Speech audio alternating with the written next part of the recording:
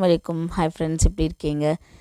Pongal leave எல்லாருக்கும் விட்டாச்சு. இப்போ தான் ஹாஃப் இயர்லி லீவ் போன மாதிரி இருக்குது. அதுக்குள்ளே பொங்கல் லீவு. ஆனால் 4 நாள் வந்திருக்கு. நல்லா லீவெல்லாம்னா ஜாலியாக தான் இருக்கும். ஆனால் இவங்க வீட்டில் இருக்கிறது தான் இருக்கிறது.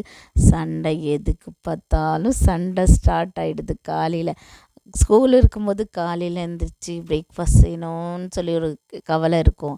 ஆனால் அந்த பிரேக்ஃபாஸ்ட் இது கூட சீக்கிரமாக ரெடி பண்ணி அனுப்பிடலாம். இவனுங்களை லீவில் வச்சுட்டு வீட்டில் வச்சுட்டு முடியல, சத்தியமாக முடியல. உங்களுக்கெல்லாம் லீவ் எப்படி போகுதுன்னு சொல்லுங்கள்.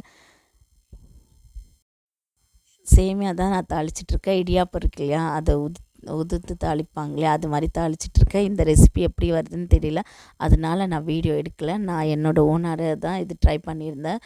ஆனால் டேஸ்ட்டு சூப்பராக இருந்தது. இன்ஷால்லா கண்டிப்பாக உங்களுக்காக நான் இன்னொரு முறை ரெசிபி செய்து அப்லோட் பண்ணுறேன்.